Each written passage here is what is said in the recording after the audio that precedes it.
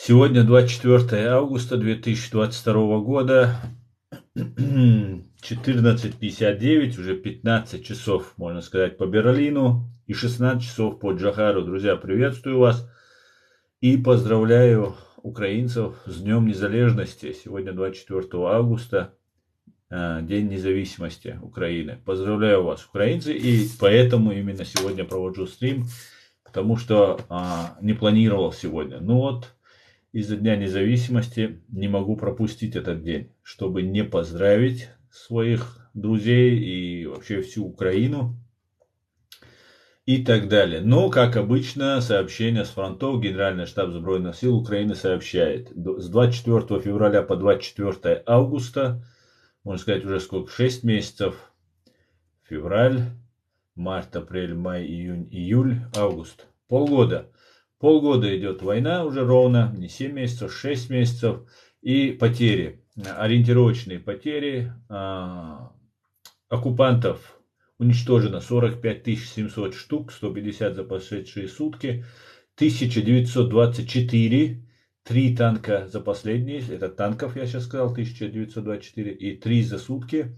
Боевых бронированных машин уничтожено 5 штук за сутки, их итого стало 4243. Артиллерийских систем 1036, 3 за сутки.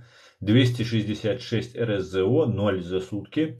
Антиаэркрафт 147 в общем и 1 штука за сутки. 234 вертолета, 0 за сутки. И 199, 1 вертолет за сутки. Еще один вертолетик. И кругленькая цифра, отлично просто будет. 819 БПЛА оперативно-тактического уровня, 2 штуки сбито. Крылатых ракет 196, 0 за сутки. Корабли катера 15, как и было, 0 за сутки. 3160 автомобильной техники и цистерны. 3160, 10 штук за сутки. Специальная техника 99, 0 за сутки. Друзья, поздравляю вас с этими невероятными потерями русских оккупантов на Украине, можно сказать, в этом случае. Были на, стали в Украине или под Украиной стали. Так, друзья, сообщаю вам, что мой канал Reality на YouTube постоянно блокируется. Также сообщаю, что этот канал постоянно подвергается банам, жалобам и так далее. Поэтому подписывайтесь, распространяйте ссылку на наш стрим. Стрим в YouTube называется, канал мой в YouTube называется Reality Аслан Арцуев. Пишите комментарии, ставьте лайки и распространяйте ссылку на наш комментарий, на наш стрим. Так, друзья, перехожу к вашим комментариям. Хантер, ты мусульман? Да, Хантер, я мусульман. Так, Джек Сказочник к нам зашел, Сказочник Костя к нам зашел, ну нормально, нормально, все. Так, сразу же Курдистан Хат, Россия, ура. Слушай, Курдистан Хат, русские же против курдов выступают, как ты можешь быть за Россию вообще? Ты вообще, как это у тебя? Нормально складывается, укладывается в голове. Костя, сколько тебе платят? Костя, я уже неоднократно говорил, мне ничего не платят, я вас мочу от души бесплатно, безвозмездно.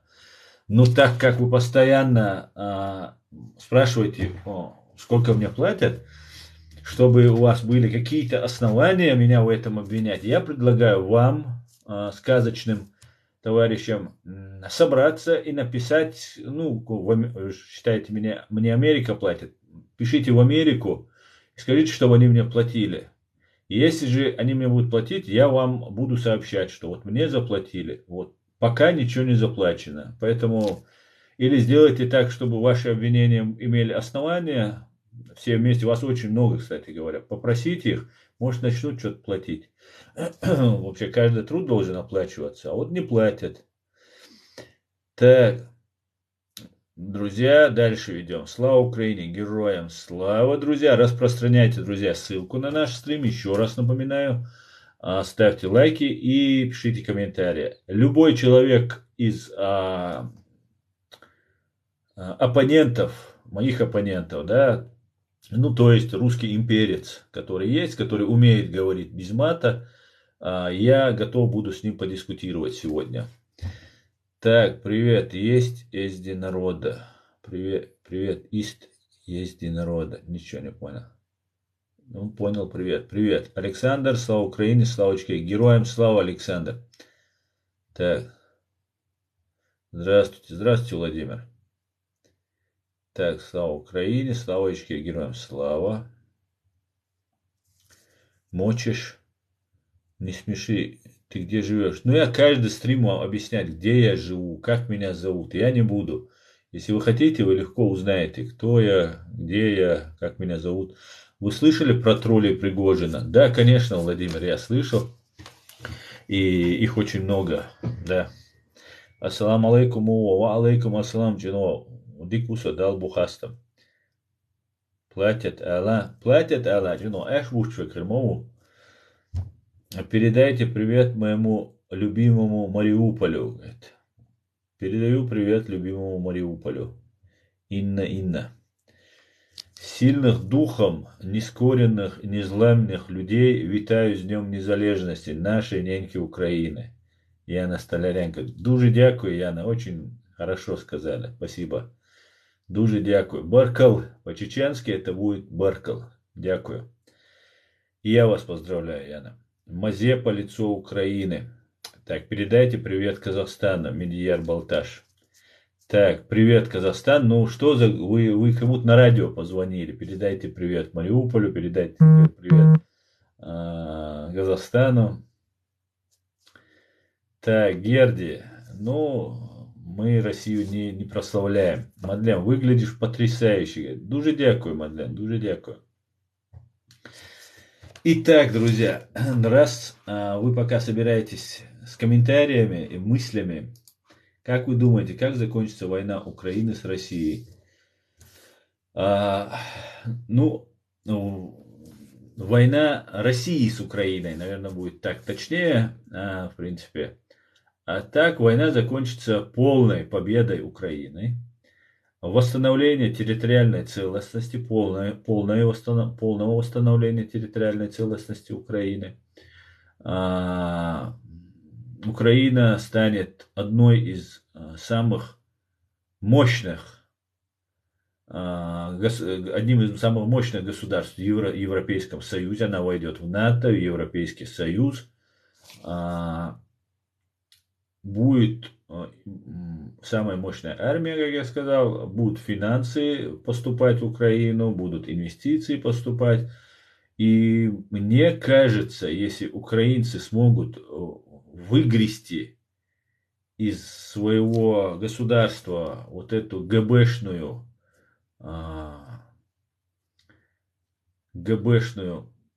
заразу, мне кажется, Украина будет просто супер великой страной. Супер просто. Ты переедешь в Украину тогда. Нет, я не собираюсь переезжать в Украину, я собираюсь уехать в Чеченскую Республику.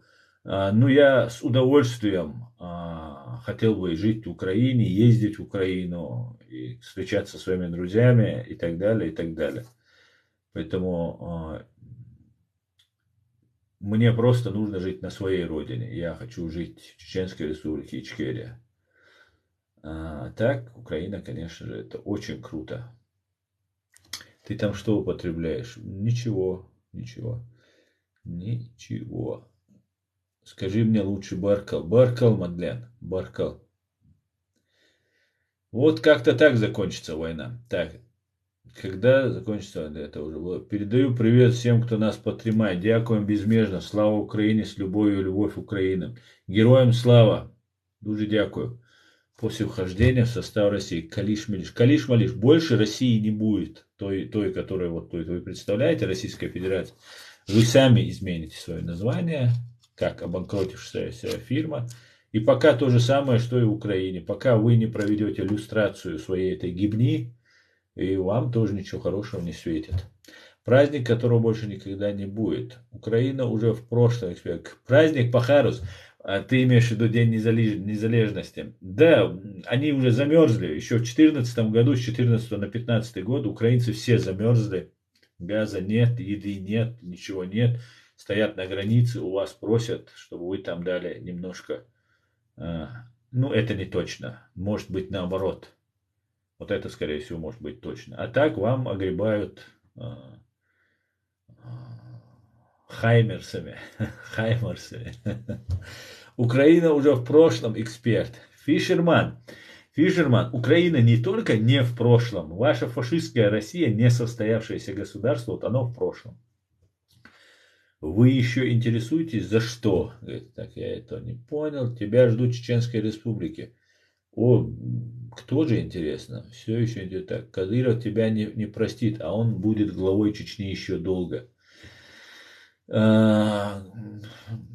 Кадыров это ноль без палочки, мой враг, который сами меня сделали такой, является террористическая банда ФСБ. Кадыров является всего лишь пешкой, маленьким винтиком, исполнительным орудием в руках вот этой банды террористической. Поэтому ничего страшного, справимся. Так, спасибо вам. И вам, юзер, и вам. Что он принимает? Скажите, пожалуйста, когда закончится война? Я просто только зашла. Скажите, пожалуйста. Я не знаю, когда закончится война. Может, в этом году, может, в следующем. Может, через 10 лет. Я не знаю. Да, ты прав. Россия еще сильнее будет, говорит Евгений Головин. Ваша Россия сдыхает уже. Все. Вы даже не представляете, куда вы влипли. То, что вы сейчас делаете, то, что вы сейчас говорите, там мы дальше пойдем завоевывать, там мы там станем великой. Вы себе вред, вы враги России. Вот если бы вы это делали бы, будучи чеченцами, я будучи чеченцем, и вы бы такое, ваш президент или уже наш президент такое вытворял бы, весь мир стал врагом моей Ичкерии, я бы выступал бы против этого президента, вот против таких людей, как вы, потому что вы были бы врагами народа. Вы являетесь реально врагами своего народа, своего государства. Единственное, за кого вы топите, это за вашего царька, который находится у власти 22 года, 23 года. В принципе, вся КГБ находится с 17 года, 1917 у власти. Поэтому у вас будущее, я вам скажу, очень-очень печальное. Очень печальное. Каждый ваш дом, каждая ваша семья узнает, что такое горе, что такое зло, что такое страх. Вы это все переживете на себе. Вы будете нищими. У вас не будет ничего, вас не будут уважать. Мне очень жаль, что вы так нас мучаете и себя. Вернее, простой народ. Банда, террористическая банда ФСБ, захватившая власть с 17 года, да, ЧК, ВЧК, НКВД. Вот с тех пор эту власть они не отпускают, и миллионная армия стукачей, которая уже получает пенсию, уже, считайте, штатные работники, пьет кровь этого народа, этого государства. Вас, бедных русских, используют для того, чтобы оболванивать, используют вас для новых имперских войн и так далее. Вы знаете, русские в ГУЛАГе народов, вот в этой Советском Союзе, Российской Федерации, так называемой Федерации, вы, русские, тоже находитесь в плену, как и мы, в заложниках, как все народы, которых дотянулась ваша фашистская вонючая рука. Но вы являетесь вертухаями в этом ГУЛАГе. Вам нравится, у вас хорошее положение, вам нравится. Есть еще другие некоторые народы, которые еще с советских времен вы подтягиваете, придерживаетесь. Но вы вертухаи в ГУЛАГе. Что бы как бы не было, как бы вы ни говорили, вы тоже, как и мы, захвачены, лишены свободы и так далее. Просто вы, как в том фильме «Матрица», когда, помните, человек, который таблетку употребляет там какую-то, и он возвращается в эту виртуальную реальность, но у него есть все там. Или же он возвращается в обычную реальность, и в этой реальности ему надо бороться с этими роботами, с этим миром, который построили эти роботы. Так вот, он говорит, ну, кто не видел, напоминаю, матрица, в матрице сюжет такой, как человек рождается, ребенок рождается, он помещается в специальный кокон, ему подключается сзади к мозгу какая-то штука, и он всю свою жизнь лежит в этом коконе. Он взрослеет, стареет, умирает в этом коконе. Его подкармливают в этом же коконе. Все это обслуживают роботы. И когда его подключают, за счет его энергии живут роботы. Как-то так, по-моему, это было. Он пребывает в каком-то мире, в программном мире, который построен. И есть люди, которые вышли из этого кокона, знают, что вокруг все лежат в коконах, мир разрушен, летают роботы, там ходят, летают и так далее. И они хотят победить вот эту систему, которую построили вот эти роботы, компьютеры. И они гибнут, их убивают, эти роботы, они там что-то там мутят. И один из них становится предателем. И он говорит, я не хочу жить вот в этой нищете, в трудностях там и так далее. Лучше жить в этом коконе, подключиться, уснуть и жить в мире, в котором у тебя все есть. Они там ему предложение сделали, что у него будет, как, например, Кадырову или тому же Путину. Он тоже с дьяволом заключил соглашение, теперь у него все есть, но он теперь пребывает в своем мире виртуальном. И вот приблизительно вот так вы поступаете. Вы согласны за то, что вам дадут какие-то привилегии порабощать другие народы, которые также оккупированы, также захвачены вашим народом, вашим государством. И вы этнически, да, можно сказать, это мой брат, там, например, я чеченец, могу определить, что вот этот человек там в 7 колене чеченец, что вот мы с ним одной национальности и так далее, и так далее. В этом плане вы, русские, отличаетесь. У вас, ну, это большой котел, Россия, Советский Союз, это был большой котел, где переплавляли людей и из национальности превращались они в русских. Фактически вы даже не одной национальности, вы политические образования такое.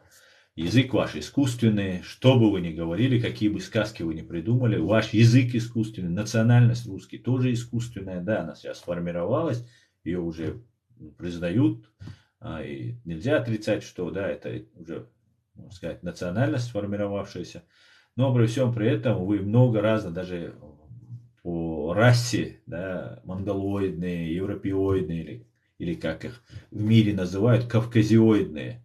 Кстати говоря, только в России называют европеоидной расой. Везде Caucasian race, кавказская раса это называется. Но вы, чтобы нас, мы же второго сорта, или, ну, чеченцы третьего, четвертого у вас считаются, поэтому, чтобы нас не поднимать выше вас, вы везде свою искусственную вот эту национальность пытаетесь ставить как-то любыми способами, обманом, манипуляциями, подменами, ставить выше. Короче говоря, как-то так, друзья, как-то так.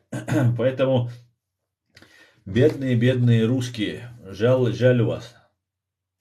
Сильнее вы уже не будете. Салам алейкум с Казахстана. Ва алейкум ассалам, Казахстан. Так, друзья, пододвинусь к вам поближе, чтобы читать было удобнее. Ичкерия сила. Именно так. Салам алейкум с Казахстана. Ва алейкум ассалам. Дудаев сила. Именно так. Украины уже нет. Все области почти отдали. Ага. Если чеченцы такие независимые силы, то почему они в составе России? Но это, конечно, очень глупый вопрос, да, когда миллионный народ сражается против там, 100-миллионного, 90-миллионного народа, у которого есть атомное оружие, все виды вооружения, весь мир его боится и так далее. Потом вот этот 90-миллионный народ не имеет никаких рамок морали, нравственности, человечности, который вероломен, подал. С этим народом очень трудно воевать. у него нет никаких правил, это жестокий, подлый убийца. И мы сделали то, что не сделал никто в этом мире, не до нас, и я сомневаюсь, что кто-то сделает и после нас, то, что сделали мы. Поэтому это очень глупый вопрос, почему мы в составе. Мы не в составе России. Нету ни одного документа, подтверждающего, что мы являемся частью фашистской России. Независимый, свободный документ, не тот, который русские сами клепали. И это только один единственный документ, это Конституция, так называемая, которую в 2003 году русские фашисты присудили, скажем так, временно оккупированной Чеченской Республике Ичкерия. Поэтому мы временно оккупированы, если признавать аннексию, можно сказать, что и аннексированы, но я не признаю законным то, что вы присоединили мою страну к вашей, поэтому я это пока называю временно оккупированной территорией. Мы ее освободим, не сомневайтесь. История не имеет свойства не заканчиваться, она никогда, история не закончится, никогда чеченцы не смирятся, никогда. Вы можете днем и ночью нам показывать по телевизору Кадырова, Демельханова, выводить людей насильно, под угрозами, на митинги, сводить с ума людей пропагандой, обманывать. Вы можете делать все, что угодно. Но у нас, у чеченцев, есть очень четкие скрепы, очень твердые, мощные скрепы со своим прошлым, со своим будущим, со своим духовным миром, нравственным, моральным. И это у нас не выбить. Да, кого-то мы потеряем в этой борьбе, кто-то перейдет на вашу сторону, кто-то отойдет в сторону и так далее, и так далее. Но костяк чеченских патриотов, чеченских националистов в хорошем смысле этого слова, никогда, пока существует чеченская нация, не исчезнет. Поэтому нет никаких шансов, Леон. Никаких. Привет из Армении. Привет, Армения. Слава Украине, героям слава. Мы еще Рамзана президента выберем, тогда в Африку побежите. Мы еще Рамзана президента выберете. Выбирать, конечно, ты так чисто по-русски понтанулся, конечно. Выбирать вы уже давно никого не выбираете. Мне кажется, вы даже и так никогда не выбирали. Даже в 91-м, там, когда в 93-м у вас были выборы. Поэтому, а то, что будет он президентом назначен, допустим, я за, пускай он станет президентом Российской Федерации, и мочит он. Это будет карма такая. Вы убивали чеченцев, потом он стал вашим президентом и стал убивать вас. А убивать вас любой ваш президент убивает. И чем вас больше убивает, тем больше вы любите. Например, вы Путина любите, Сталина любите. А если он вас не убивает, вы считаете это лох, лузер, черт там и так далее. Я думаю, Кадыров будет достойным президентом России, и он достойно вас будет уничтожать. И вы его за это будете очень сильно любить. Горжусь вами, молодцы, вперед. Слава Украине, героям слава, Россию не победить. Да, Россию не победить. Зачем трогать вот это самое, вонять будет. С Днем Независимости, говорит Игнат Украины, дуже дякую. Взаимно вас поздравляю, Игнат. Много ты уже наговорил. Да, я на самом деле очень много говорю. Кто создал Аль-Каиду? Блин, это что? Это что, где, когда, что ли? Чего ты на русском говоришь, а не на чеченском? Да у тебя подгорать не будет, если я буду по-чеченски говорить, понимаешь? Ну и мои братья-украинцы не поймут, братья и сестры мои не поймут.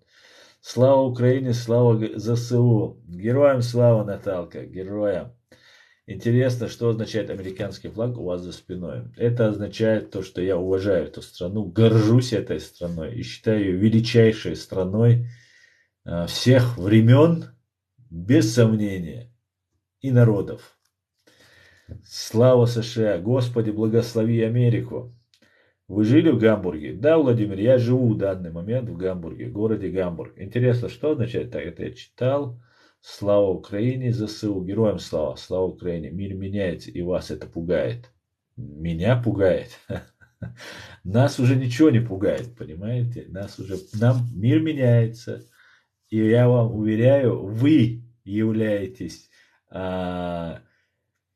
главным объектом, субъектом воздействия этого мира. Вы несете ответственность. Вы понесете страшное наказание. Ваша страна, ваши политические военные силы понесут страшнейшие наказания. Я вам это гарантирую. Это может занять время, это может занять год, это может занять 5 лет. Но фашистской России больше не будет. Знаете, у нас у чеченцев говорят харцахта свелла. Не с теми связался, когда возникает у кого-то конфликт какой-то. Есть такое, ну такое немножко жаргонное выражение. Не с теми связались вы. Понимаете? Не с теми. Не туда свой пятак засунули. Не в ту щель даем. Там пятаки просто отрывают. Ассаламу алейкум, Сош. Ва алейкум ассалам. Что за лаги позади? Так, кто создал Талибан? Так, блин, это просто нахватался КГБ, ФСБ, параноик. Что вы думаете о Беларуси, ее президенте и народе? Ну, а президент у них, конечно, тот же ГГБшник, а народ, конечно же, не заслуживает его. Все, правильно, по себе людей не суди. Хорошо, не буду. Ты кто такой? А ты кто такой? Пьют кровь либерал. Дякую за підтримку. Взаимно, Миша. Не за что. Привет из Беларуси. Живе Беларусь. Так, пьет кровь. Принц Саудовской солидарен с Путиным, а он амир исламского мира. И что? Disquared. И что? Для меня не существует никакого амира исламского мира. У нас есть свое государство, свой народ. Никакие амиры, мамиры, памиры нас не волнуют. Мы правовое демократическое государство, мы изберем себе президента, и может он даже будет не чеченец. Ну, скорее всего, конечно, это будет чеченец, но даже если он будет любой другой национальности, он будет гражданин Чеченской республики Ичкерия перед тем, как стать президентом, и он будет думать о чеченском народе. А друзья Путина, ну, скажи мне, кто твой друг, и я скажу, кто ты, как говорится. Почему ты говоришь так, умник, живе Беларусь. С Руси Шайн очень плохое положение, их ненавидит весь мир. Бомбарбия Киргудуков. Ты даже не представляешь, Бомбарби, как все будет далеко, как все уйдет еще дальше, поверьте. Им сейчас лучше не усугублять свою позицию, но они не понимают этого еще, они поймут попозже. Смрад еще и флаг повесил перед чеченцами, не стыдно? Мне нравится, когда русские или подрусские задают вопросы, заботясь о чеченцах.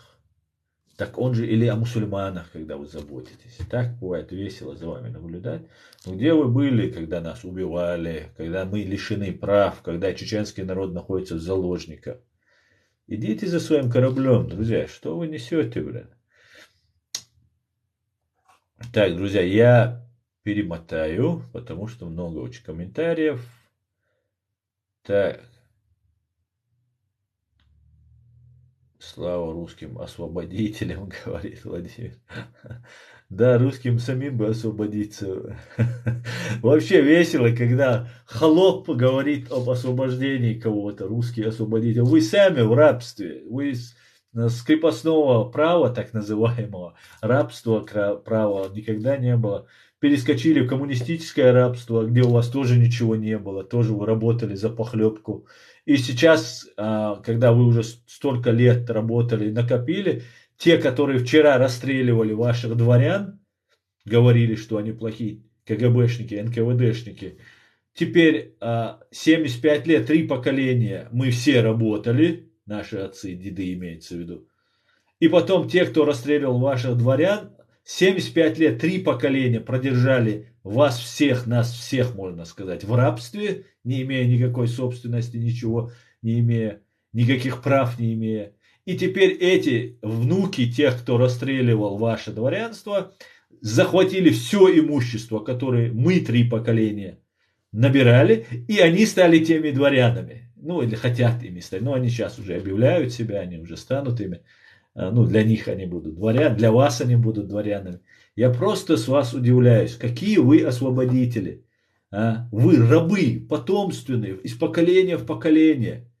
Вся собственность, которая накопилась за 75 лет Советский Союз, КГБшники под видом какой-то там приватизации разделили там, приватизационные вот эти чеками, ваучерами этими так называемыми, всю собственность, не объяснили людям, что это такое. И потом все эти ваучеры собрали и купили заводы, фабрики, завладели. И все. Какие вы освободители, скажите мне? Вы в рабу, вы в рабстве. О каком вообще освобождении? Кого вы можете освободить? Раб не может никого освободить, понимаете? Это просто невозможно. Он даже не знает, как это. Он может взять в рабство.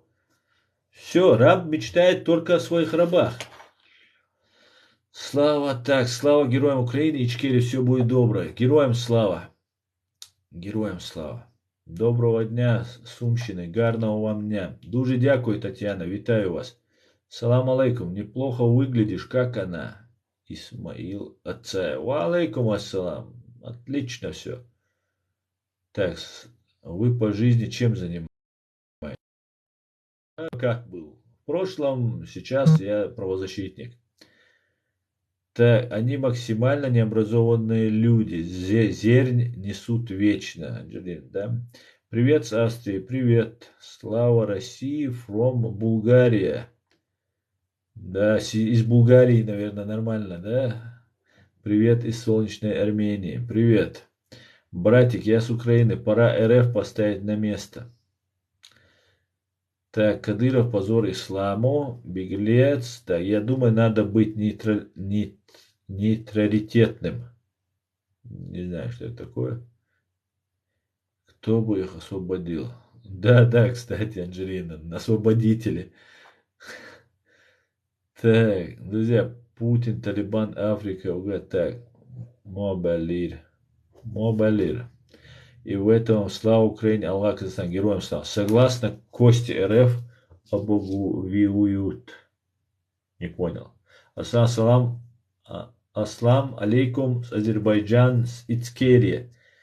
Алейкум салам, Ицкерия, Азербайджан. Тапи, брат, казахи с вами. Дуже дякую, да он. Так, кого русские освободили? Запад помогал нам, они нас дурили, что Россия все делала. Да, именно так. Украина сегодня святая трагедия. Салам алейкум. Если будет отношение человека друг к другу, такого жаль, что все человечество скоро не будет. Чеченцы в заложниках, ты был в Чечне, европейцы мечтали бы о такой инфраструктуре и средствах. Нарек. Конечно, я понимаю, ты нарек и никогда не ездил, но европейцы не мечтают о такой инфраструктуре. Ты просто не понимаешь, о чем ты говоришь. Я живу в Европе и жил в Чеченской республике Ичкерия, временно оккупирован. Ты ошибаешься. Очень сильно. Мох болейшу долча. Сумца аубо. Салам алейкум. Если будет отношение человека друг к другу, такова жаль, что все человечество скоро не будет. Человечество будет, не волнуйся. Аслан нацист. Таких нельзя допускать к интернету, говорит Фрида. Вот, здравствуйте. Назвал террористов ФСБ фашистами, русских имперцев фашистами, и я нацист, которого не допускают до американского интернета, русские нацисты, обидевшись на то, что я сказал, опять же, на ФСБ и на фашизм. Ну, это приблизительно расстрелять дворянство и через 3 поколения сказать, мы новое дворянство. Классный он. Ну, вообще, блин. Коммуняги до сих пор у власти. Слава Украине. Героям слава. Красава. Хантер, ты тоже родом откуда? Софья, родом. Вы в Ичкерии что имеете? Что значит что? Аслан, тебя молодец, ты все правду говоришь. Спасибо, Вардан. Ты слышал про гладиатора по имени Спартак? Как, конечно.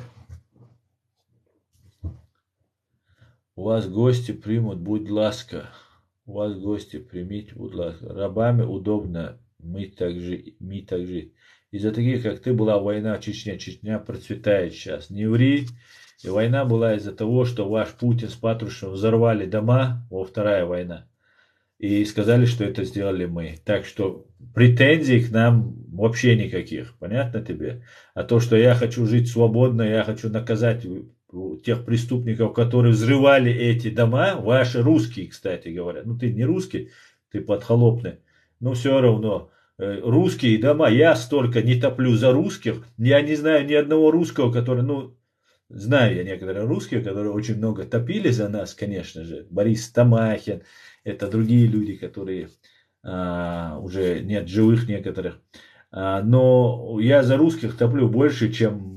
А на меня еще вы льете тут грязь. Я за то, чтобы Путина с Патрушевым расследовали вот эти взрывы домов 99-го года. Ваших русских 307 женщин, детей, стариков убили и мужчин. Обвинили обвинили в этом нас. О чем ты несешь вообще? Что ты говоришь? Я за русских больше, чем вы сами, понимаете? Вы за чеченцев столько не говорите. Вы за своих русских даже, сколько я за вас топлю. Вы идиоты просто, клинические, понимаете? Вы клинические идиоты. Вам человек в 21 году, в 21 веке, вам откровенно, уже давно, правда, уже навязывают монархию, дворянство, да, аристократию, причем извиняюсь, дерьмовую аристократию, не по крови, не по это, а за сколько они вас же убивали в 17-м, 20-м, 30-х годах, 40-х годах. Вот эти люди, их дети, внуки, ваше новое дворянство. Вы клинические идиоты, если вы этого не понимаете. И только лишь из-за того, что мы не хотим, чеченцы не хотим быть вашим вот в этом рабстве, вы нас убиваете. А потом говорите, вы что это, у вас же все хорошо, почему вы не живете? Мы не хотим быть рабами КГБ, ФСБ, понимаете? Это вы хотите, вам это нравится. Вы можете понять, что у других людей нет такой потребности. Украинцы сейчас не хотят. Там русские живут, они не хотят, наши русские воевали против вас, чтобы не быть. Хотя это тогда еще было не так очевидно.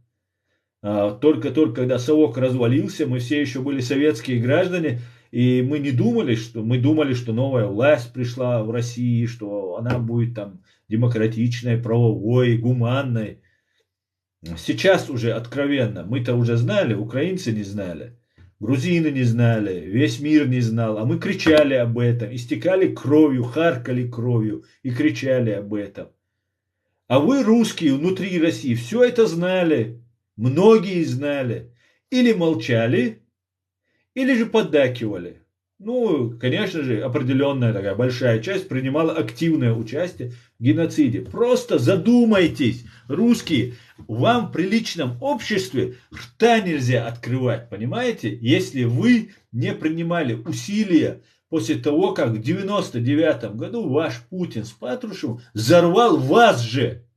Причем взрывались дома самые бедные, самые такие слабенькие в финансовом, экономическом плане выглядящие дома. Знаете почему? Потому что вот это бедное население, оно не сможет вести расследование, быть каким-то бойцовым. Потому что человек, который зарабатывает деньги там, или успешные люди, у них связи, образование, деньги и характер есть. Выбирались самые бедные дома. В Москве выбирались самые бедные дома.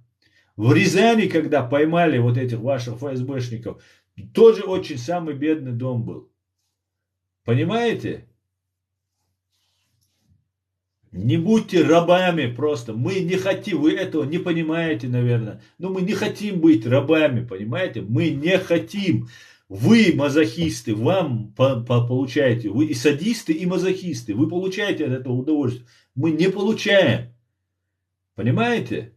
Вот в чем наша проблема, как мы видим мир. Мы хотим жить свободно, выбирать свою власть, иметь свою культуру, свой язык, свои традиции, свои законы.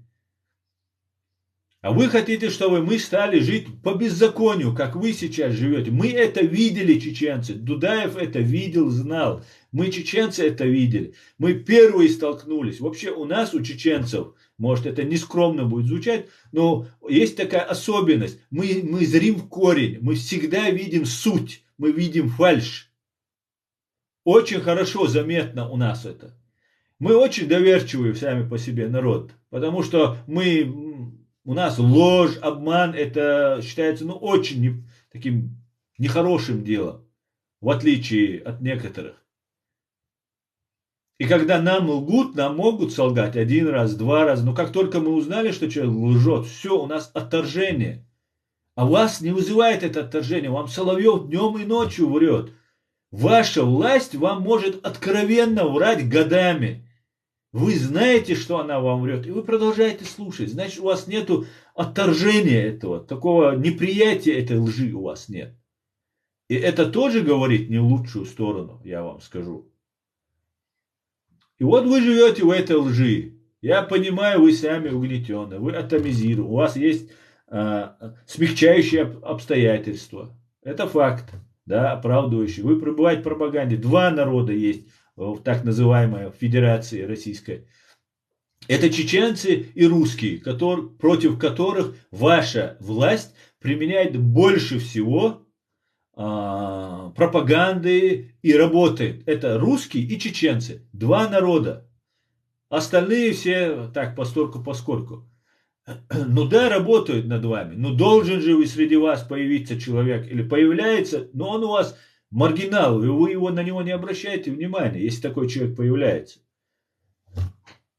Вот не хотим с вами жить. Мы же имеем право, правильно? Ну, кем, что между нами общего? Язык между нами общий. Или, может, между нами нету, как Кавказские горы высотой трупов, которые положили по вашей вине, придя на нашу землю. Мы же не в России убивали этих людей. А на нашей земле убивали женщин, детей, стариков, насиловали. Что творили, я не знаю, самые жестокие люди на этой земле вы творили у нас в Чеченской Республике. Взрывали, сжигали, разрезали, органы вынимали, насиловали, грабили. Ну вот нету ни одного действия преступного, садистского действия, которое есть на этой земле, которое кем-то когда-то совершалось на этой земле, и вы не совершили в Чеченской Республике. Нет такого действия. Вы все сделали с нами. Плюс ложь, обман, грязь там и так далее, и так далее. Ребят, ну вы же должны понять, если мы не хотим вам вреда. Мы хотим себе просто безопасности, понимаете? И извините, что вы, войдя на нашу территорию, например, в данном случае Украину, получили хаймарсами по голове. Ну, извините, ну, а что делать? Стать такими же, как вы, КГБ управляет? Спасибо, не надо.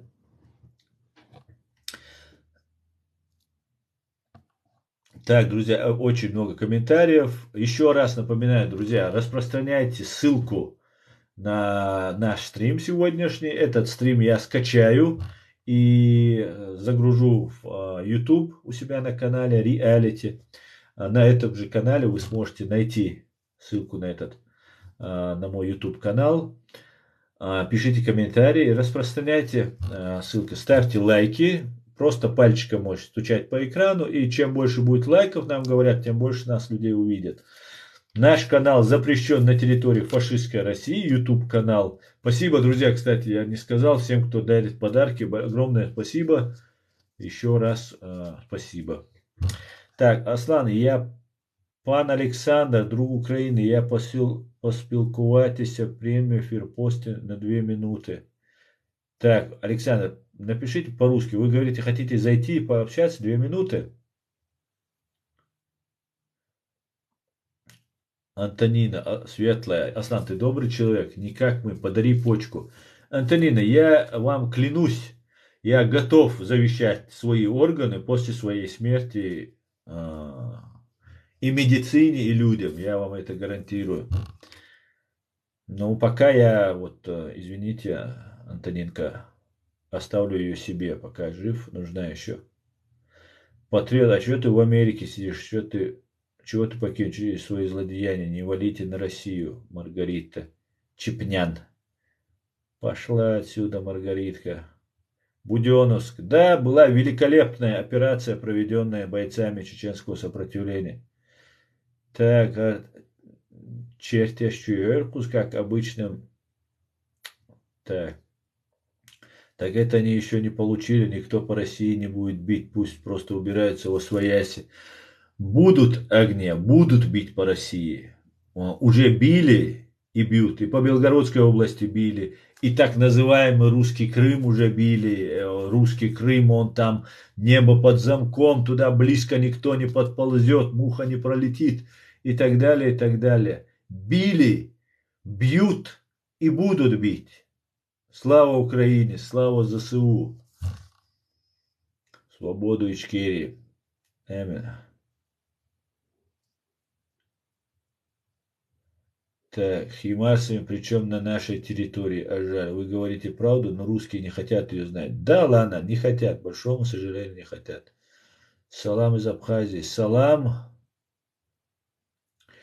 Чаборз. Бош уё вообще, бошел, илшо уё. Чудак, чудак, да, да. Россия, Беларусь, такси. Так. О, Чири поделился трансляцией. Делитесь, друзья, делитесь. Делитесь.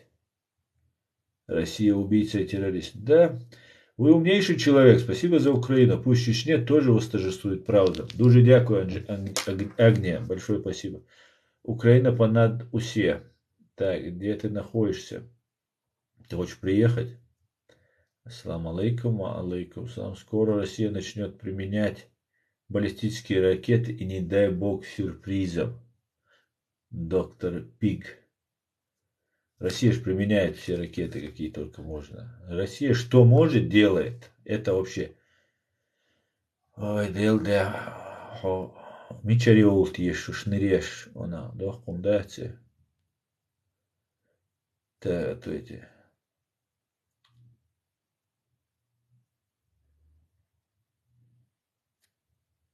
Так, друзья.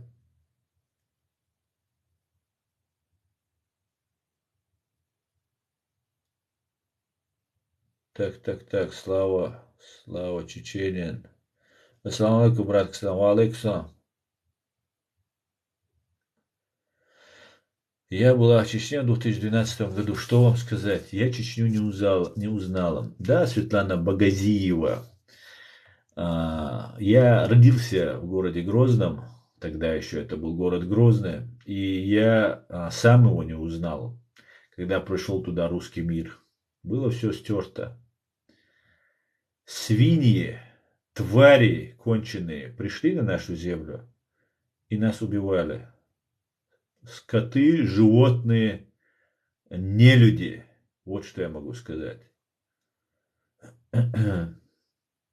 И знаете, где дома, высотки, то там понастроили, ну, я не скажу, что это, конечно, какой-то близко даже европейский город, но для фашистской России такой неплохой, можно сказать, город. Это для России.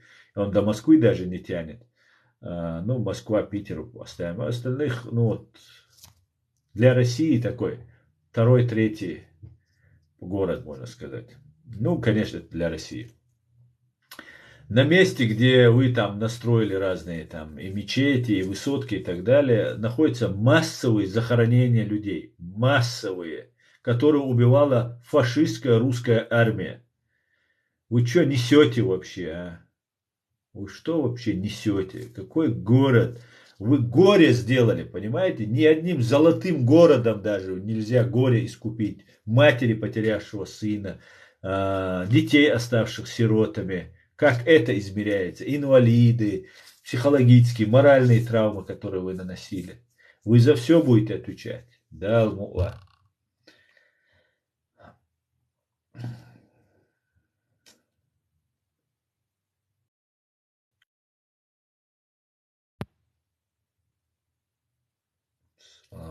Так, Одесса, привет. Как вы думаете насчет Абхазии и Грузии? Что вы думаете? Что я думаю? Слава Украине, Ичкерии, героям слава. Так ваш Ичкерия давно на том свете и ждет остатков вроде тебя. Маргарита, ты чего такая грубая, а? Ты что мне, смерти желаешь? А? Ну ты даешь. Привет, как вы, хорошо? Конечно, привет. Конечно, Россия отправила всего 150 тысяч из более чем миллиона, но паники-то сколько? Ну, во-первых, если ты имеешь в виду про Украину, то не 150, а 200. И это только в первом начале было. Сейчас уже почти все эти 200 тысяч выведены из строя. 44 тысячи, более почти 45 уже уничтожено. Грубо говоря, более 100 тысяч тоже ранено. Ну, почти всех вывели из строя. Так что и еще нового завозят. Постоянно набирают везде, сборы объявляют и так далее. Но в любом случае хана фашистской России. Ты ведь был лучшим ближним другом Рубати. А Рубати сейчас где? У Роба. Ну ты знаешь, как называются такие люди, как ты, с таким Уроба, там, какими-то никами мощными, да? Уроба. Называется балабол и лжец. А в исламе врать нельзя. Я не был лучшим и ближним другом Рубати. Никогда. Я ее видел пару раз, не пару раз, несколько раз на митингах. И вот так с ней общался. А ты лжец. Так, так. Россия отправилась всего. Так. Ты не попадешь в рай, понял? А кто ты, Бог, что ли? Ты решаешь, попаду я или нет. Вы, как я понимаю, вы не все сообщения читаете, как я понимаю. Я просто, когда много бывает, я просто перелистываю. Пишите заново. Россия отправила так. Я в сеть просто прочитать не успею.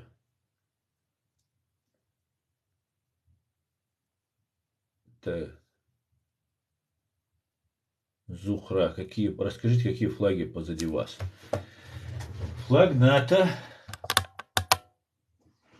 Флаг НАТО. Флаг Ичкерии. Флаг Украины.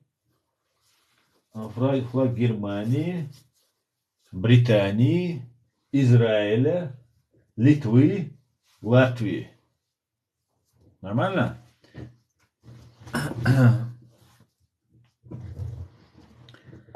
Так. Русские несут мир. Русские несут пургу. Так. Что ты куришь? Легко сидеть где-то в Америке и возмущаться. Едьте в Украину. Расскажите так. С днем мне. Ну вот видите, вы столько комментариев. Евгений, спасибо за подарки. Спасибо большое. Ты живешь в прошлом. Давай еще вспомним, что было 500 лет назад. Доктор Свинья. Доктор Пик же тебя зовут, да? Доктор Свинья. 500 лет не надо вспоминать. Но и забывать прошлое, вчерашнее, тоже не надо. Правильно? Мы же не все Иваны, не помнящие родства. Мы помним. А то, что забываем, слава богу, есть ненавистными вами американцами созданный интернет. И мы сможем заглянуть и увидеть все.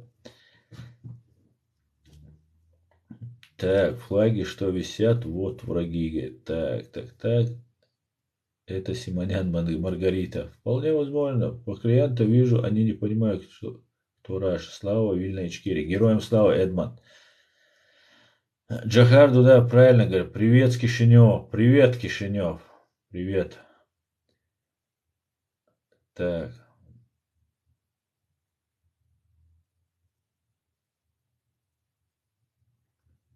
Амира. Была на Шалажа в 90-м. 3 месяца тренировалась. Дирек ЖД Грозного. На поезд провожал. Поезд задержал. Но эти понты у нас любят, да. Питер уже по полной носят повестки по адресам. Да, это только будет продолжаться и продолжаться. Им нужно мясо. Так, друзья.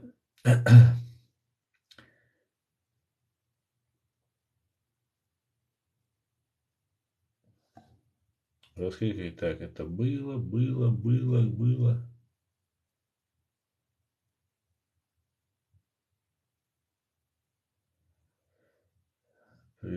Так, привет, привет. Здравствуйте, Ичкерия. Да здравствуй, Ичкерия. Амин. Так, друзья, извините, я перемотаю, потому что очень много. Аслан, ты настоящий мужчина, достойный сын Ичкерии. Благодарю тебя за все, говорит Исатур. Дуже дякую, брат, дуже дякую. России я горжусь, что... Слово Россия, я горжусь, что я чеченка. Слово... Не понял, а ты по-русски писать научись, потом будешь гордиться, чеченкам доверяется, чеченка не может гордиться теми, кто убил треть ее населения. Это просто невозможно по определению, понимаешь? Или ты не чеченка, или ты самый последняя на земле, Дион. Привет из Одессы, привет. Так, Кафыров, Шныр, Рамзан, Путинович, Шныркевер. Так, как вы относитесь к Казахстану? Отлично просто, Зухра, я отношусь к Казахстану. Как я могу относиться? Фактически моей родине моего отца. Не оскорбляй свои чеченцы, не оскорбляй свои чеченцы. Аслан, металловые нервы. Да уже не осталось по Насте змей. Ну, вообще нервов нет вообще. Просто, ну, иногда просто смеюсь, то, что пишут, а так просто уже достали. Аслан, так держать. Дуже дякую. Читай, что тебе нравится. Ну, я просто все не успеваю читать. Но и так выборочно пытаюсь читать. Ахмад Чай. Привет, Святослав Крым. Привет из Днепра. Привет, привет с Литвы. Литва, привет. Русские ответят за зло, причиненное и вашему народу, и нашему. Ладно. Амин. Обязательно. Если бы ты чеченцы, гордился бы. Чем чеченцы должны гордиться? Россия, русскими должны чеченцы гордиться. Но это же смешно вам, не смешно? Царство небесное Дудаеву. Амин, амин. Все люди повинны жить в мире, але на жаль, це не про Россию. Да. Салам, брат из Баку. Салам, Баку, салам.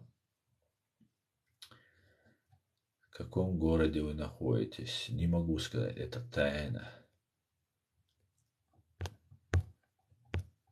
Дерез Хил, вид Украины, Алиса. Массарна Хил, Алиса, спасибо вам. Сказал бы Ахмад Псина. Вот сказал, что, проблема, что ли, сказать? Ахмад Псина. А, ты Сила написал? Ну, Сила я не могу сказать. На это у меня не поднимется рука, да.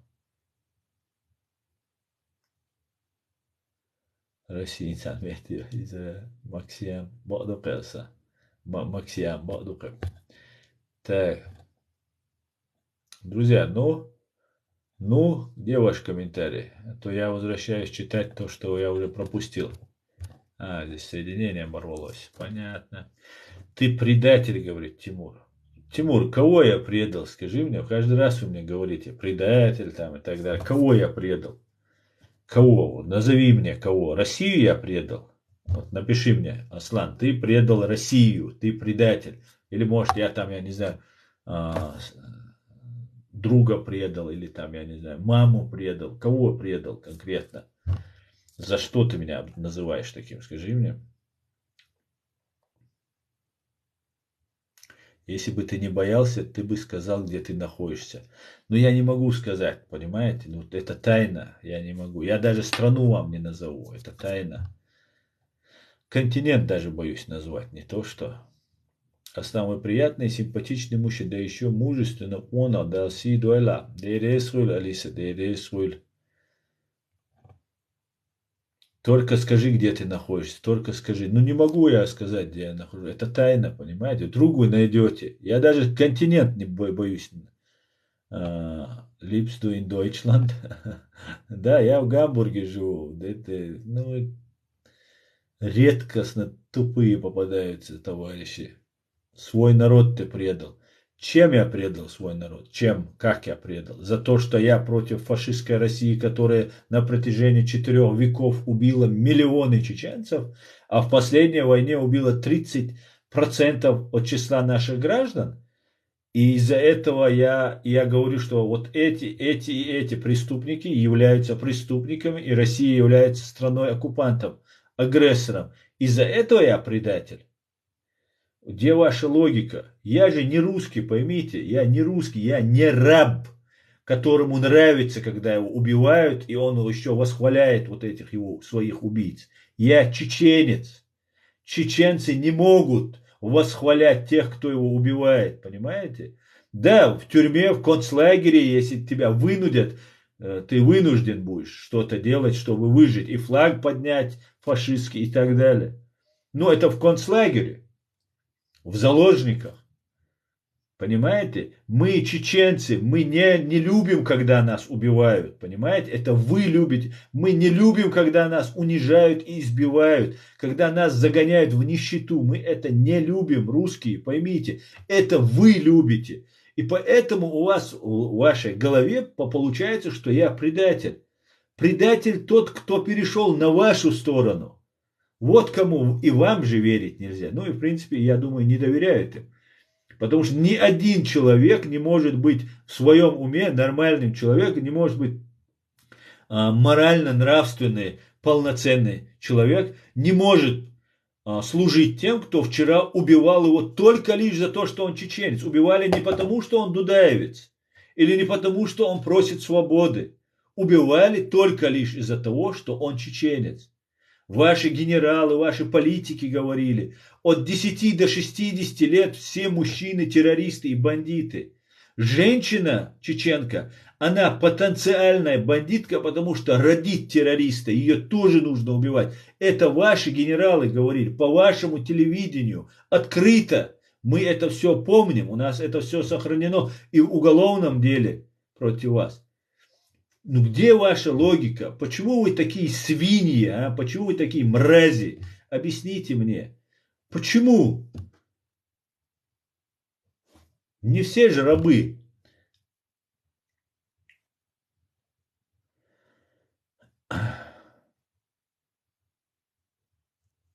Ну ты понял, что ты предал. Вот я только что объяснял. Мола азлези окса сон мохтокчуам ахтердон. Расхшан мюжкшан. دوش خيتي وعينا لازي حقي دتو وصل نخشو ميچر دول أليش سون ها نوچي دهچو ها او غاز قيسلوش أشسو شو يقي دولة تحبيد بوش سق ووش سك خميل ما دوش ما تمشي نادوخشو ما تمشي نادوخشو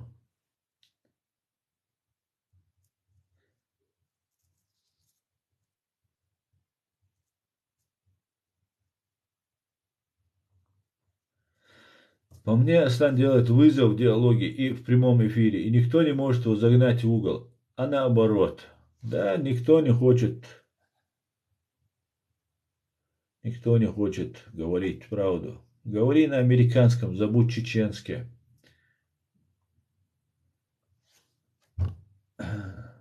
Уалетансу эфир, брат. Кихум долш, ахань суадицело, Ахмад сила уйо.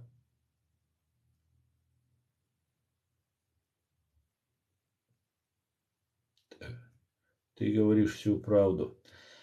Дуже дякую. Мы не хотели жить рабами. Да, Оля Настя, да. Предатель с американским флагом. Не обращай на нее внимания, им бесполезно что-то доказывать. Политика. Ты кто такой? Давай, до свидания. Реально опоздал. Сказал, жить буду в кабинете, пришлось задержать. Ичкерия, сердце, тогда уже все знали. Правда говорите, дорогой. Спасибо, дай Бог вам здоровья. Пожалуйста, с удовольствием. Правду говорить легко. Это когда-нибудь закончится, и закончится плохо для тебя, говорит. Ну, хватит угрожать. Ты знаешь, сколько мне уже тут вы нам угрожали. Если я боялся бы вашей угрозы, я бы, наверное, не занимался тем, чем я занимаюсь. Поэтому угрожать не надо. Есть, приходи, действуй. Сошахид Хасаник ант исламу ичкери. Сошахид Хасаник ант исламу ичкери. Хаяэтал ислам. Дукца дuyucu вайшу. 5 минут тебе я даю время. Айчу уали хайал дизек али. Только на русском языке ислам. Договорились, стрим на русском языке, поэтому Будем говорить. Так, где ты там у нас, ислам? Вот, я тебя принимаю. Что, я тебя не принял, что ли? Что случилось? А вот, принял.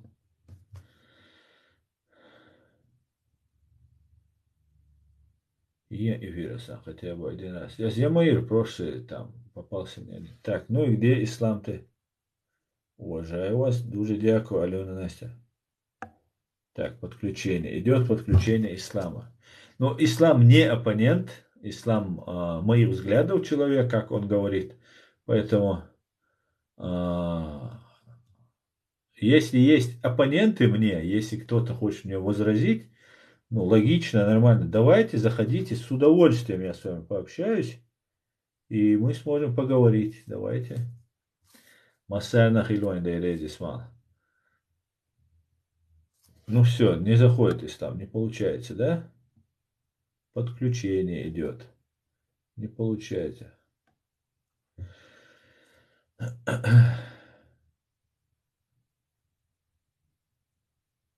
Сложно возразить, когда вы говорите правду. Да, именно так. Да, именно так. Дуже дякую. Так, друзья, ислам не заходит, я так понимаю. Да, поэтому мы... Или не может он войти. Дякую за підтримку. Пожалуйста, поздравляю вас с Днем Независимости, украинцы. Дякую. Скажи тогда тебе Макрон... Дякую.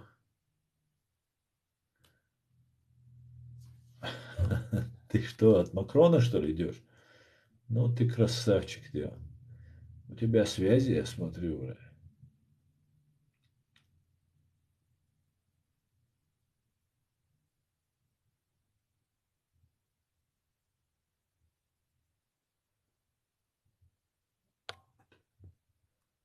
Так, принимаю за честь вас слушать. Дякуємо. Взаимно, слава Украине, героям слава. Ну что, не получается, да, у нас ислам? Зайти не можешь? Я тоже не умею тут особо пользоваться. Все, ислама больше нет с нами. Так, возвращаемся к на карте, как и раньше, это территория Украины. Так, дякую, всем мира и добра. Переходим к вашим комментариям, друзья. Так, еще полчасика посидим. И стрим закончим, Леон. Даже, может быть, еще минут 10, наверное. Так, друзья. Давайте я вам хотел еще рассказать про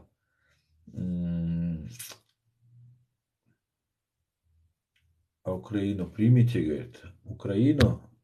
Приму Украину. Ну, 5 минут буквально. Договорились? Корни Шикуля. Я не могу прочитать ваш ник. Я вас принял. Всем привет! Спасибо, что приняли меня. Очень Привет. приятно видеть человека, который прекрасно понимает, что на самом деле происходит у нас и поддерживает нас. Я очень сильно вам благодарна. А на русских не обращайте на этих, простите за выражение, долбоебов. Они просто рабы, они в Африке рабы. У них нет своего мнения. Мнение им внушили, они приняли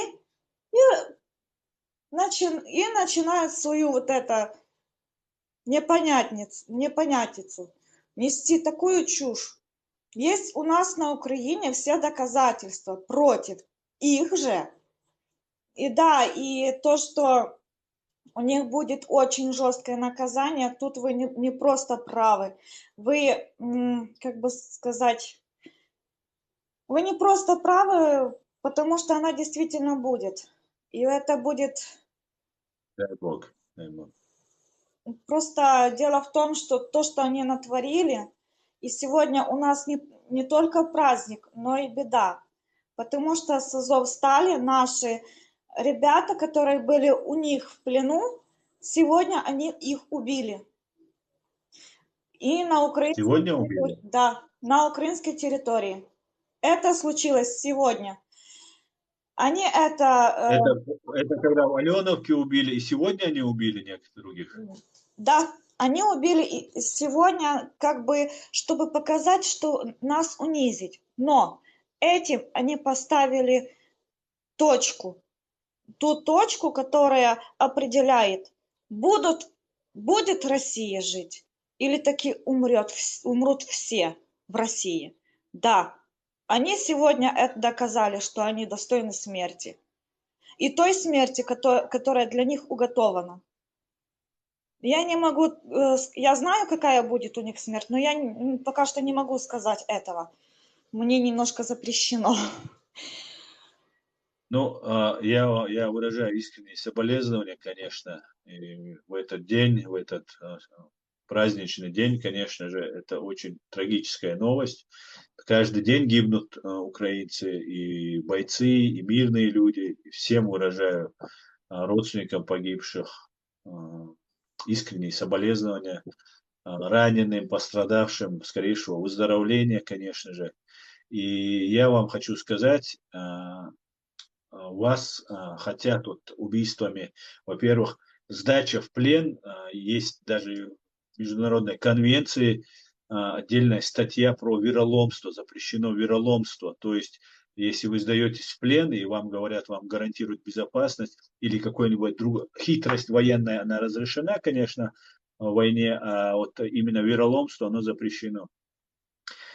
Избивать, убивать нельзя военнопленных. Их убили вероломно, обещали им жизнь, взяли в плен, гарантировали жизнь, а потом убили. Это делается для Перед того, этим, я вас немножко чтобы вас... перебью, перед этим они издевались, они кастрировали мужчин, Я наших видел, героев. я видел. Честно, у нас же тоже есть их же пленные с их страны. И Я знаю. ну, наши пленные не голодные, они сытые, они одетые, обутые. То есть у них есть, они могут в любой момент позвонить к своим родным. Да. А они, эти Ну, нелюди, потому что скажите, их пожалуйста, как вас зовут? назвать нереально. Как вас зовут? Скажите, пожалуйста. Меня зовут Юлия, я с Украины. Я не уехала, даже когда было вторжение этой проклятой России. Я не уехала, потому что я понимала прекрасно, что как бы мне, особенности мне, ничего не угрожает. Даже если кого-то из них я увижу, я всегда смогу за себя постоять, даже если он будет держать оружие. Меня как бы в течение всей моей жизни мне пришлось научиться себя защищать. Но я защищаю не только себя. Я защищаю тех, кто рядом со мной. А России придется действительно поплатиться за все. Сполна. У них Дай Бог, дай Бог. был выбор в течение 3 недель убраться с моей страны, убраться со страны Казахстана и с вашей страны, кстати, или же быть уничтоженными одним ударом. У них был выбор. Они этот выбор просрались. Извиняюсь за выражение. Сегодня просто мне уже накипело, так как уже 2-ю неделю Азовсталь будут казнить сегодня. И сегодня пришла информация, что уже их казнили.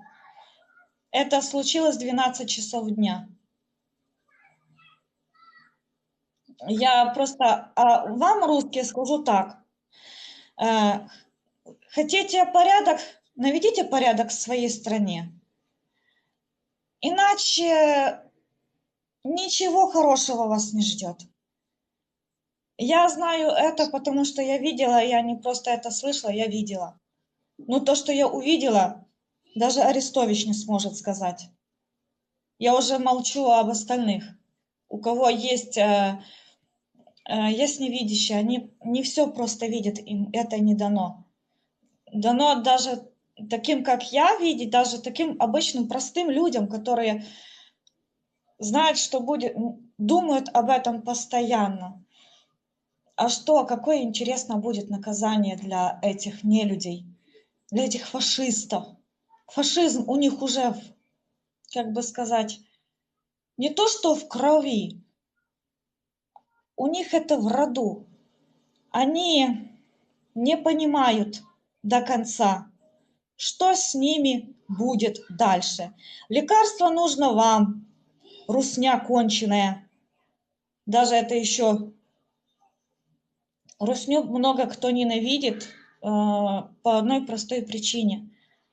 Потому что насилуют даже младенцев. Есть доказательства. Убивают, насилуют даже несовершеннолетних детей. Тоже есть доказательства. Убивают при этом. После всего этого они еще и убивают.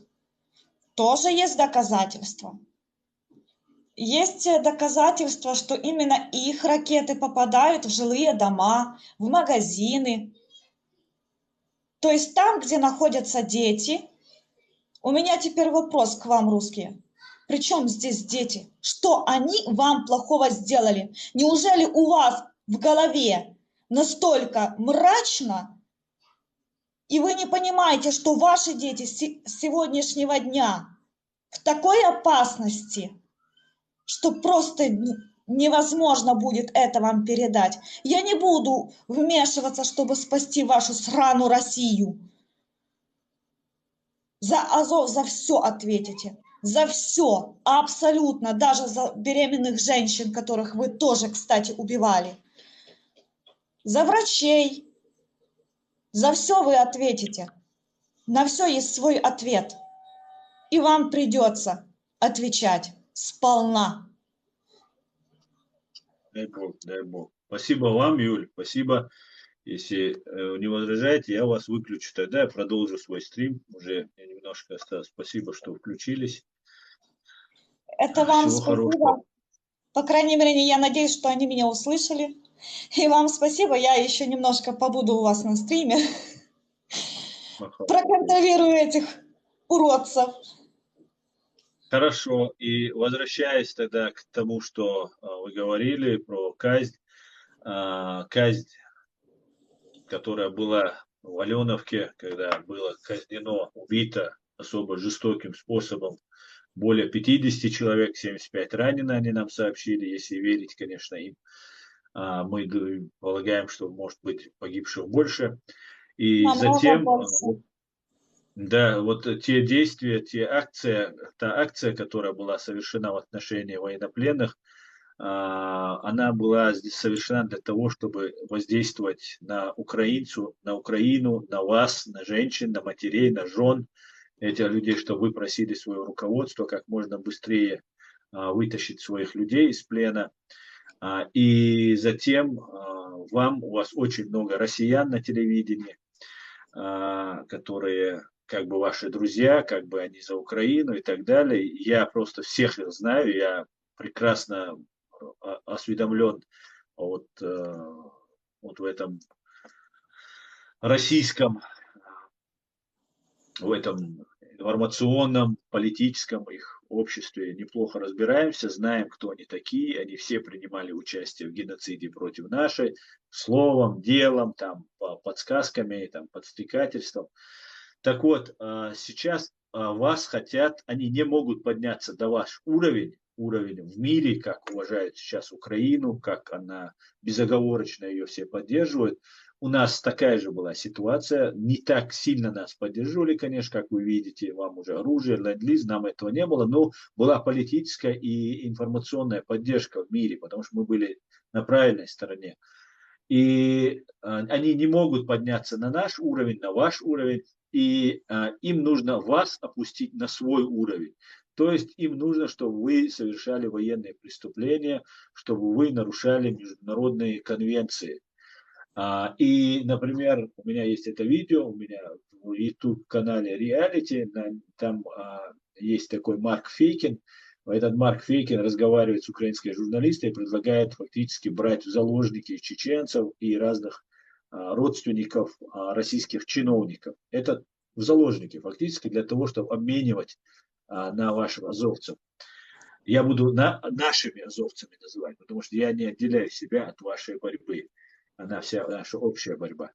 И наших азовцев обменять. И людей, доведенных до отчаяния, родственников, и сейчас потом судилище, Фейкин говорит, у меня есть это видео, кусок я вырезал и выложил у себя на канале, Фейкин говорит, да, они будут, я, конечно, понимаю, они будут там смертные казни, выносить им приговоры и так далее, накручивает и предлагает брать заложники. Друзья, я переживаю не меньше вас, ну, может быть, не больше, но не меньше, я уверен, мне тоже это очень-очень болезненно, больно, неприятно, то, что они творят. Я просто знаю, я с момента, когда они сдались, а я уже полагал, не хотел об этом говорить, что там может быть.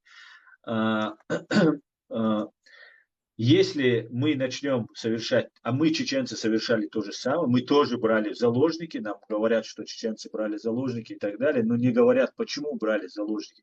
Именно поэтому чеченцы брали заложники людей, чтобы обменивать их на своих пленных, своих людей, которые оказались в русских концлагерях. Чаще всего это даже были не бойцы, мирные граждане это были, и их родственники пытались взять какого-то солдата в плен, еще кого-то, чтобы потом обменять на своего. И таким образом они вынуждали просто брать.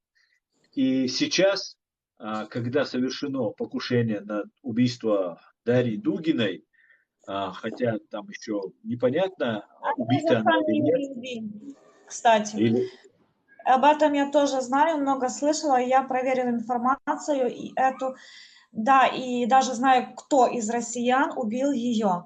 Но вопрос, при чем тут мы, вы и остальные? Сама вот Россия смотрите, убила ее.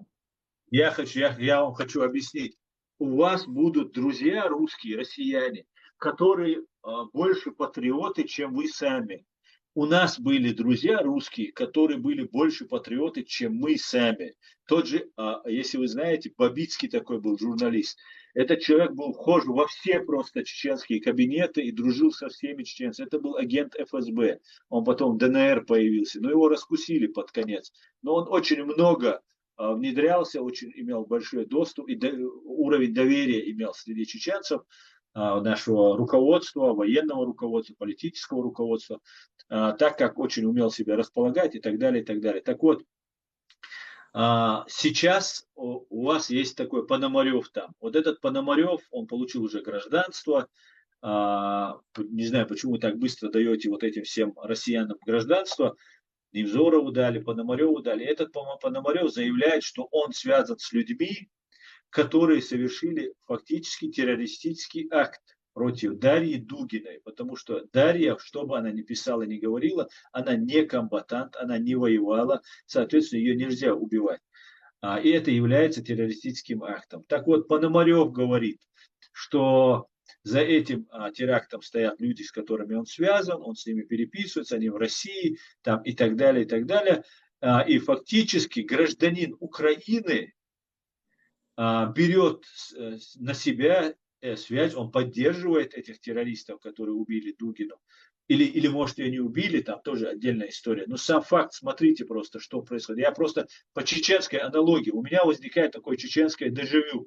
Я наблюдаю за тем, что происходит у вас, и это один в один их действия, русские действия. Они один в один повторяют то, что они творили у нас. Для дискредитации чеченцев, чеченцы многие не поняли. Тот, кто, как я, например, понимал и возмущался, их убивали первыми, чтобы они не могли раскрывать их планы. Так вот, Пономарев вчера или позавчера уже у Фейкина, опять у этого Фейкина, который уже стал своим в украинском информационном пространстве, благодаря Арестовичу, который, кстати говоря, дружил с тем же Дугиным, дружил, выступал там где-то там, с ним вместе проводили разные там работу. Так вот, этот Пономарев у Фейкина говорит, что Владимир Зеленский, он говорит, хотел, он рассчитывает, что украинская армия и русские будут в России применять активные действия. Фактически он, и это видео у меня тоже на канале в реалити, в YouTube имеется, фактически он пристегивает к своему заявлению от террористов, которое он зачитал в убийстве Дарьи Дугиной, пристегивает президента Владимира Зеленского. Аслана Масхадова, президента Чеченской Республики Ичкерия, также пристегнули к этим террористам, и его тело после его гибели, они его окружили, позвали на переговоры, к кстати, это тоже вероломство, которое запрещено Международной конвенцией, позвали его на выборы, на переговоры, окружили и предложили, хотели пленить. Он предпочел смерть плену и погиб. Так вот, его тело не отдали, потому что он террорист. Аслан Масхадов никогда не совершал никаких террористических актов. Он никогда не поддерживал террористические методы ведения войны.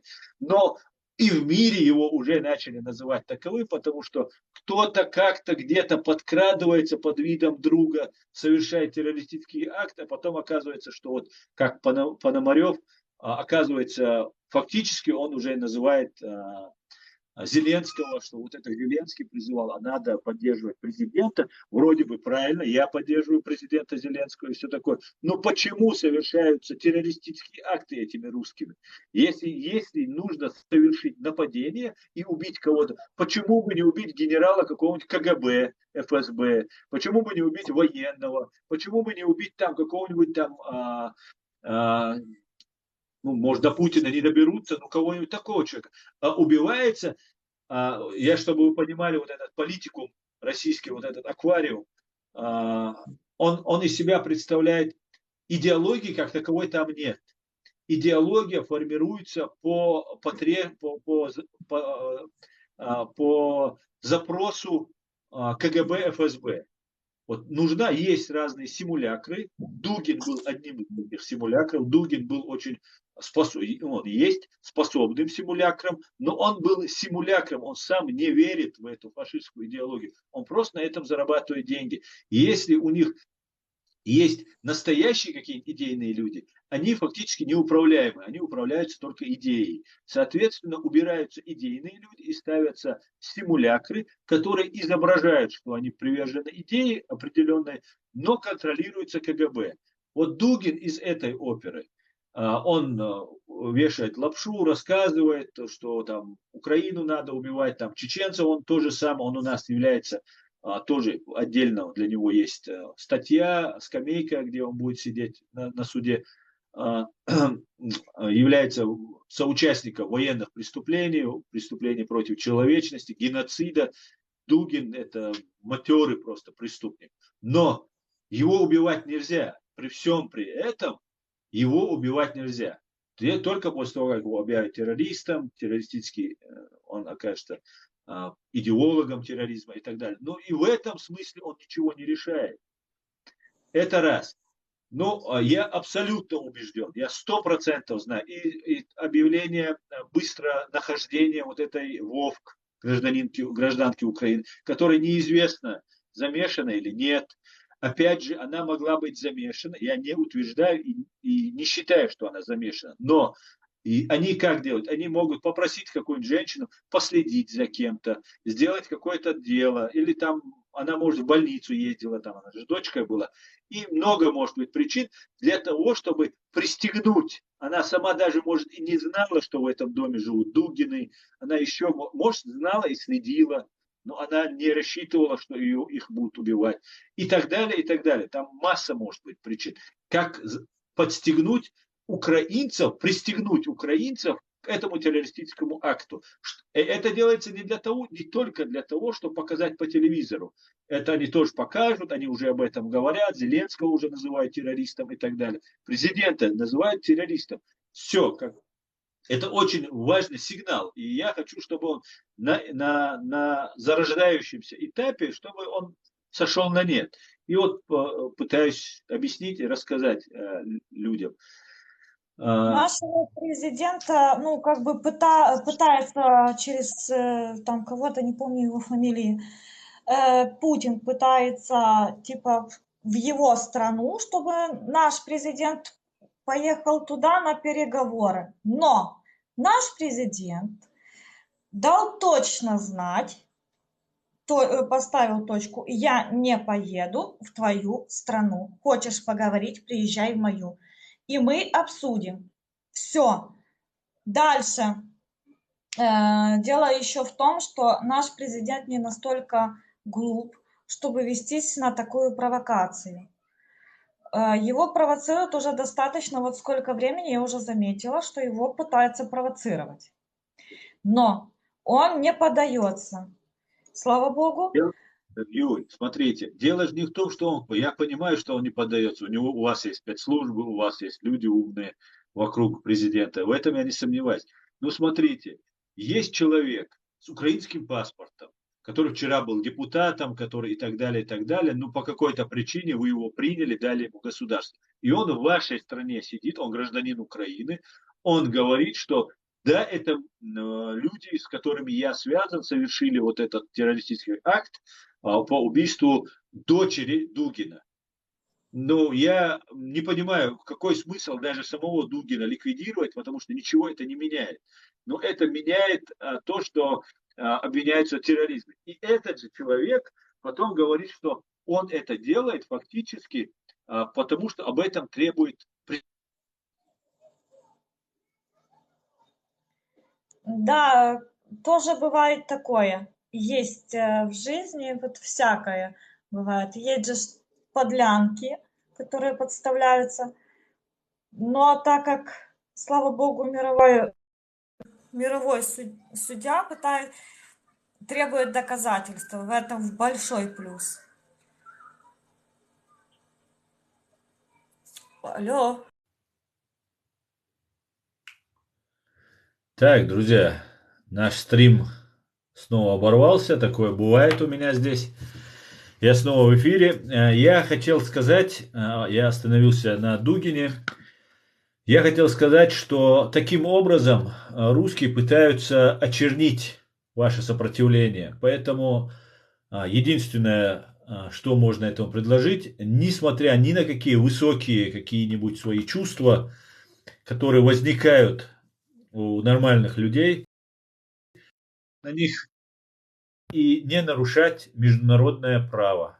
Это строгая, вот единственная защита от того, что они так делают. Единственная защита – это просто соблюдение, строгое соблюдение международного права, друзья.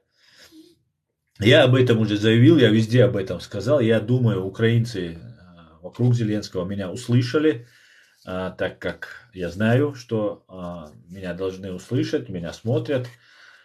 И не только мне приходят такие мысли, там же есть и другие чеченцы, которые, и, наверное, есть, которые могут и посоветовать, и подсказать. И вот такая ситуация. Потом, возвращаясь к самой Дарье Дугиной, возвращаясь. Смотрите, у меня возникла такая мысль. И мы знаем, я 100% убежден в этом, я не сомневаюсь нисколько, что за взрывом машины Дарьи Дугиной стоит ФСБ. Идем дальше. В этом просто нет ни малейших сомнений просто. Стоит ФСБ за этим. Идем дальше. Отец, который служил этой гибне, ГРУ, ФСБ, кому он там служил, убивают дочь. Что должен делать, сакральная жертва приносится, чтобы опорочить там Зеленского, чтобы начать репрессии внутри страны. Для какой-то причины убивают его дочь. Что должен делать человек, который служил верой и правдой вот этому преступному режиму, был винтиком в этой системе, и теперь они убили на глазах, фактически на его глазах, его дочь. То он как минимум должен возмутиться, отказаться от всего, а как максимум начать сражаться против вот этой системы, за которую он сражался. Тогда возникает следующий вопрос. Либо Александр Дугин является просто конченной мразью, который предал свою дочь, и сейчас фактически находится у них в заложниках и находится у них на крючке, у этой гибни.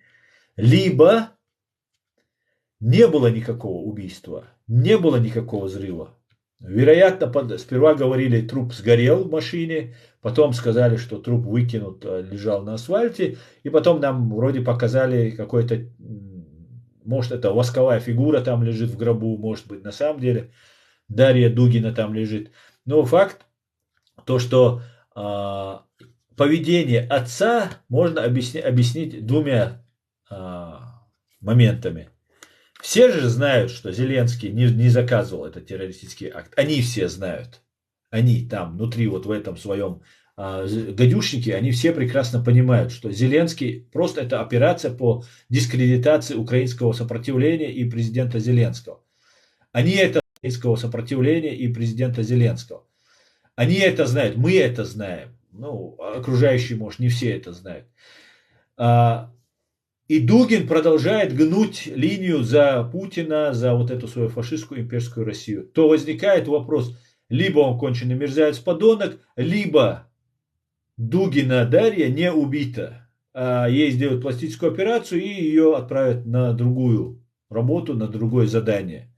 Вот как-то так это можно объяснить. Я считаю, что украинцам нужно быть очень аккуратными и будьте начеку, не дайте себя обмануть. Мы тоже не спим, наблюдаем, все контролируем, предугадываем их шаги. Конечно, не все и сразу у нас получается, но мы, по крайней мере, несколько шагов всегда, так как знаем их методы, всегда мы можем предугадать. На этом я свой стрим заканчиваю, друзья. Мне нужно заняться другими делами. Всего самого хорошего. Слава Украине. Поздравляю еще раз с Днем Незалежности. Все будет Ичкерия. Господи, благослови Америку. До свидания, друзья. Адикюэль Маш Ойл.